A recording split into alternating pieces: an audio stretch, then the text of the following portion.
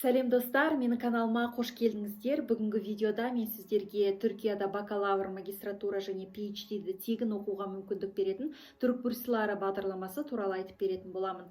Және де бұл видеоны аяғына дейін көруге кеңес беремін. Себебі бұл видеода мен түрік бурсыларына бағдарламасына қатысу үшін жасыңыз нешеде болу керек және қандай құжаттарды тапсырасыз және ол құжаттарды қалай жібересіз. Бұл бағдарлама қанша турдан өтеді және бұл бағдарламаның стипендиаты атансаңыз, онда бұл бағдарлама қандай шығындарды өтейді деген секілді өте маңызды сұрақтарға жауап беремін. Сондықтан да видеоны аяғына дейін көріңіздер. Сонымен қатар менің каналыма жазылыңыздар, егер жазылмаған болсаңыздар, себебі мен өз каналымда шетелде тегін білім алуға мүмкіндік беретін түрлі бағдарламалар туралы айтып беремін. Оның ішінде Америка, Европа, Азияның дамыған елдері, Канада және Австралия. Сонымен қатар болашақта English онлайн айдарын қоспақпын. English онлайн айдарында мен ағылшын тілін үйренудің тиімді әдістері туралы және де ағылшын тіліне қатысты басқа да пайдалы ақпаратты бөлісемін. Және де өзімнің Америкада басымнан өткен қызықты оқиғалармен, тәжірибелермен де бөлісетін боламын. Сондықтан да каналға жазылыңыздар. Сұрақтарыңыз болса, пікірге қалдырыңыздар. Келесі видеода оны қамтуға тырысамын. Және де бұл видео егер пайдалы деп тапсаңыздар, онда лайк басуды ұмытпаңыздар. Ал егер дайын болсаңыздар, онда бастаймыз. Сіз бұл бағдарламаға қатысу үшін онлайн application толтырасыз, яғни барлығын өзіңізге қатысты сұрақтардың барлығына онлайн жауап бересіз және сұралған құжаттардың барлығын онлайн жүктеуіңіз қажет. Қолмен жазылған немесе почта арқылы жіберуге болмайды. Егер сіз почтамен арқылы жіберетін болсаңыз, онда ол құжаттарыңыз қабылданбайды. Сондықтан да барлығын онлайн толтыру қажет және әр сұраққа мұқият болуға кеңес беремін, яғни барлық талаптарына жауап беруіңіз керек. Сонымен қатар қолыңызда паспорт немесе жеке куәлік болу керек, яғни осы паспорт немесе жеке куәлікті сіз жүктейсіз. Сонымен қатар жаңадан түскен фотоңыз болу керек және фото анық болу қажет. Егер фото бұлыңғыр болатын болса немесе бетіңіз анық көрінбесе, сіздің жаңа құжатыңыз қабылданбау қаупі бар. Сондықтан да фотоға ерекше мән беруге кеңес беремін. Егер сіз ұбт тапсырған болсаңыз, онда ұбт нәтижесін жібересіз. Ал егер сіздің ұбт нәтижеңіз болмаса, яғни сіз халықаралық емтихандар тапсырсаңыз, мәселен IELTS немесе TOEFL, GRE, GMAT, SAT және тағы да басқа, онда сол сертификатын жібересіз.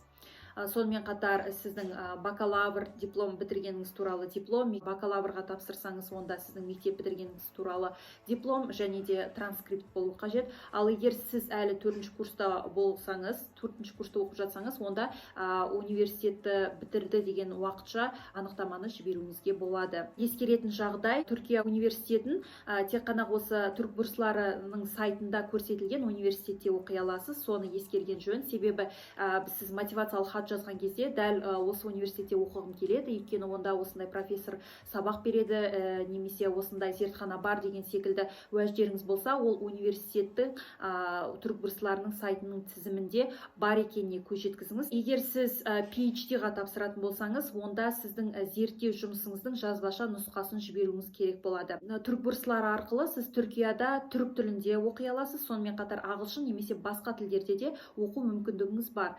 Егер сіз ағылшын тілінде оқимын десеңіз, университет IELTS, TOEFL, SAT немесе GMAT, GRE деген секілді халықаралық емтихандардың сертификатын сұратуы мүмкін. Соған дайын болыңыз. Егер сіздің қолыңызда ұбт тесті болмаса, онда сіздің халықаралық, мен жоғарыда айтып өткен сертификаттардың бірі SAT немесе GRE немесе GMAT-тың ең болмағанда минимум көрсеткіші болуы керек.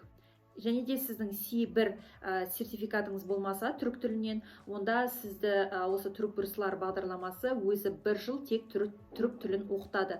Ол сіз ағылшын тілін таңдасаңыз да, оқу тілі ретінде де, сонда да сіз 1 жыл түрік тілін үйренесіз. Келесі құжат бұл уәждемелі хат, яғни бұл уәждемелі хатта сіз неліктен түрік бурсыларын бағдарламасына қатысып отырсыз, неліктен оқу елі ретінде Түркияны таңдап отырсыз деген секілді сұрақтарға жауап беруіңіз қажет. Және де 2-3 адамнан мінездеме хат, ол сізге сабақ берген профессордан, немесе бірге жұмыс істеген әріптесіңіз, немесе бастығыңыздан болуы мүмкін. Және міндетті түрде түйіндемені жібересіз.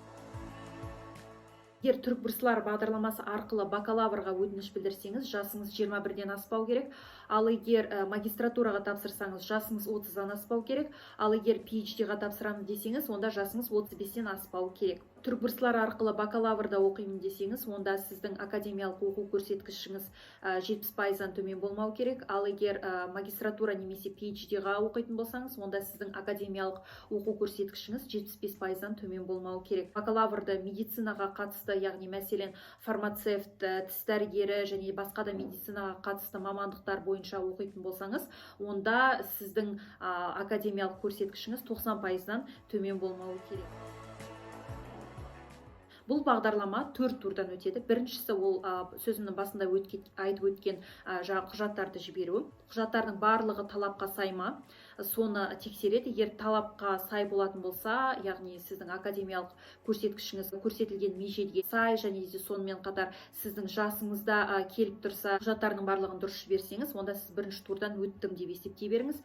Екінші турда сарапшылар сіздің құжаттарыңызды тереңірек зерттейді, яғни сіздің мотивациялық хатыңызды және де сізге берілген мінездеме хаттарды, түйіндемені барлығын зерттеп оқи отыра, оқу үлгеріңіз қандай, осы стипендиат атануға лайықтысыз ба, қаншалықты белсендісіз, қаншалықты қоғамдық жұмыстарға белсене араласасыз, қандай жетістіктеріңіз бар, соның бәрін саралай келе, онда үшінші турға өтетін адамдардың қысқаша тізімін жасайды.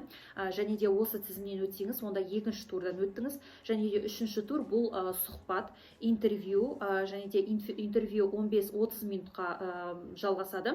Осы уақыт аралығында сіз өзіңізді барынша осы стипендияға лайықты адам ретінде көрсетуіңіз қажет. Яғни сіз мотивациялық хатта не жаздыңыз, соның барлығын жақсылап қорытындылауыңыз қажет болады. Яғни ол жерде сол мотивациялық хатқа қатысты, мысалға сіздің түйіндемеңізге қатысты сұрақтар қойылуы мүмкін, соған дайын болыңыз.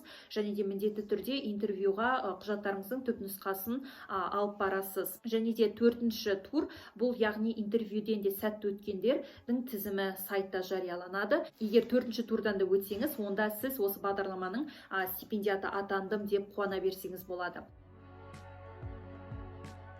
Бағдарламасын стипендиат атансаңыз, онда бұл бағдарлама толықтай сіздің оқу ақыңызды төлейді. Ай сайын сізге стипендия төлейді. Егер сіз бакалаврда оқитын болсаңыз, онда сізге 800 лир береді айына. Ал егер магистратурада оқысаңыз, онда 1100 лир. Ал PhD студенттеріне 1600 лир береді айына. Сонымен қатар сіздің барып келу ұшақ билетіңізді сатып алады, тұрғын үймен қамтамасыз етеді, және де шетелде өзіңіздің медициналық сақтандырумен қамтамасыз етеді. Менің жақын құрбым осы түркбурслар бағдарламасы арқылы Түркияда магистратурада оқып жатыр, және де биыл өзінің оқуын бітіріп елге оралмақ. Осы 2 жыл ішінде осы түркбурслар бағдарламасы арқылы да Европада оқуға мүмкіндік бар. Яғни менің құрбым осы сол мүмкіндікті пайдаланып, Европада оқып, қайта Түркияға келіп оқуын жалғастырды. Егер осы түркбурслар бағдарламасына қатысты сондай сұрақтарыңыз болса, және де Түркияда оқып жүріп, қалай Европаға бірнеше айға оқуға болады, және тағы да басқа осы сұрақтарыңыз болса, онда мен сол құрбым арқылы Инстаграмда тікелей эфирде сұхбат ала аламын. Егер сіздерге қызық болатын болса, онда оны да комментарийға жазып өтіңіздер. Егер көп адамға қызық болатын болса, онда мен Инстаграмда тікелей эфирде сол құрбыммен сұхбат жүргізетін боламын. Сол жерде ол құрбыма да өзіңіздің көкейіңізде жүрген сауалдарды да қоя аласыз. Мына менің Инстаграм парақшам, осы Инстаграм парақшама да жазылыңыздар, себебі ол жерде де сіздерде көптеген қызықты әрі пайдалы ақпарат күтіп тұр. Ол жерде мен өзімнің Америкада бастан өткерген қызықты оқиға, тәжірибемен, сонымен қатар әрине шетелде оқу, оның ішінде Америкада оқу, Америкаға құжаттар тапсыру, және де ағылшын тіліне қатысты да басқа да өте пайдалы посттар көп, және де күнделікті мен English онлайн айдарын өзімнің Инстаграм сторисімді жүргізіп отырмын. Яғни күнделікті мен өзімнің Инстаграм сторисіме ағылшын тіліне қатысты көптеген пайдалы ресурстармен бөлісемін, және де күнделікті академиялық сөзді транскриптпен, түсіндірмесімен, аудармасымен, мысалымен түсіндіріп өтемін. және де басқа да грамматикаға қатысты пайдалы ақпаратты бөлісемін. Және де осы бір айда өткен English Online айдарында өткен бағдарламаның қаншалықты сіздің есіңізде қалды, қаншалықты сіз түсіндіңіз, соны тексеру мақсатында айдың аяғында мен тест өткіземін. Сондықтан да ағылшын деңгейімді көтеремін, және де шетелде оқу мүмкіндіктері туралы көптеген пайдалы ақпаратты білгім келеді, және де Америка өмір туралы жақын танысқым келеді десеңіз, онда менің Instagram парақшамада жазылыңыздар. Менің видеом осымен өз мәресіне жетті. Сау болыңыздар. Егер осы бағдарламаға қатысамын десеңіз, онда сәттілік серігіңіз болсын.